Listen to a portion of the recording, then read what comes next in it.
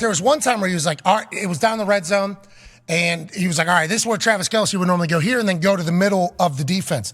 They had 4 wide receivers all going to that same spot, and Travis went out to the outside. But Patrick Mahomes didn't have enough time to get to the outside. It was only to the middle. I wonder if that's where some of the frustration that Travis Kelce was having was like, hey, like, let's just let me work here. And then in the second half, no matter how'd you feel about him attacking and assaulting Andy Reid in the middle of that game? Oh, boy. I mean, I was a bit alarmed. Andy almost went down. He caught him off guard, no question. Well, that's what Andy said. I didn't like he caught me off balance and I looked like I was going to fall. Yeah. I certainly did not like that. He talked about families fighting. You know, this is just passion in the moment. McKinnon coming in, who got a big-time run later in the game, coming in and saving him there. But I think that's potentially a part of it. It's like Travis is like, yo, what do we do? Like, just let me kind of do my – I think that's why he was pissed. And in the second half, you saw a lot of Travis routes. You saw a lot of, like, I'm just going to go find the open spot. Patrick's going to find me. Overtime. First, 3 plays, it's like, all right, we're going, we're cooking to Travis. It's like, this is what we've seen over the last 5 years, and it's going to continue into next year, AJ. And that's what we all, I think, are fearing, especially if you have a team in the AFC or just a team in the NFL at all. These two are going to be running roughshod for another year. And Travis is going to have an entire offseason. Oh, yeah. That was a big one right there. That 37. He almost scored a touchdown. Yeah, and they had Fred Warner on him a lot in man-to-man coverage. I feel like Ward, I think he was on Noah Gray on that play. Definitely want your best cover guy on Travis Kelce with that little mesh route. But to your point, when the game's on the line, and even then, that thing he threw the back shoulder fade, and that's when Rasheed Rice was kind of upset because he didn't come to him wide up. Yeah, the ball was on the ground, Rasheed. Yeah, low snap. Guy didn't even know you were on the field at that time. Couldn't get back to him, throwing the back shoulder fade. I think he was going to 87 regardless. Probably. If he catch it, nobody catch it. We kick the field goal, go to overtime. Yeah, I do love, though, that Travis is about to have a whole offseason love. Oh, that's right. So much love. Touring the world, probably. Yeah, he's probably going to Australia, right? He's going to parade. After the parade? Yeah. I mean, who knows? Wednesday? Taylor might be at the parade. I believe the parade is Wednesday, from what our sources have been telling us, due to the fact that we might have 15 on. Oh. Yeah, maybe. I'll be excited to chit-chat with him because he's just like this, too.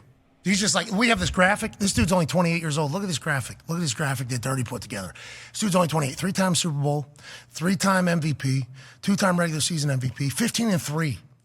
He has more wins than Peyton Manning in the playoffs. Absurd. He's only 20 years. First quarterback with 3 10-plus point comebacks in the Super Bowl. It's like, this dude's only 28 years old, A.J. Hawk.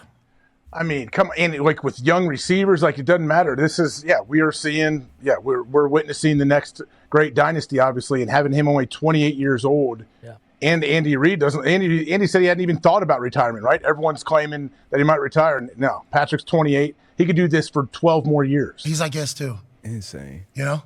Just like after the game, moxie, swagger, confidence. We ain't done yet. Like, we're not done yet. He understands the mission. I think Travis Kelce even said, after we won that first one, we chit-chatted about how there's different tiers of teams. Like there's the teams that win one Super Bowl and then they're kind of gone. Then there's the teams that go. And he's obviously talking about the New England Patriots. Yeah. And they're like, that's their vision, is like, we need to build a dynasty here. Like, this is what we want to do. I think Boomer was talking to Patrick before the game. Or Nate was talking to Patrick before the game. I forget what it was during the CBS pregame kickoff show where J.J. Watt was certainly a topic, or his hair was certainly a topic of conversation. But Boomer was talking to Brock, and he said, after Super Bowl 58, the 49ers are, finish the sentence, and Brock Purdy said, champions. Mm-hmm. And then Nate Burleson said, after Super Bowl 58, if you could please finish the sentence, Patrick Mahomes, the Chiefs are, and he said, a dynasty. And I was like, they are. That is what they are. Mm-hmm. That is their mindset, is like, we are the great ones. He's only 28. People are talking, even us included, like, let's not start comparing this guy to Tom. Mm-hmm. That's going to be an impossible feat. 7 Super Bowls, 6 in one place, 20 years of dominance. It's like, it's hard not to. This guy's only played for 6 years, because his first year he didn't play. Alex Smith was the quarterback. He's been in the league for 7 years. 6 straight AFC championships. They've won 3 Super Bowls. Like, what is this guy? He's different. Speaking of different, joining us now, quarterback pundit for ESPN, a man who knows all things football. We heard him 2 weeks ago say, I don't know, to something, which was startling and breaking news. Patrick Mahomes cements himself as a Mount Rushmore quarterback last night, obviously. Future Hall of Famer, obviously. He's only played for 6 seasons. He has 3 Super Bowls. This guy is phenomenal. He is stupendous.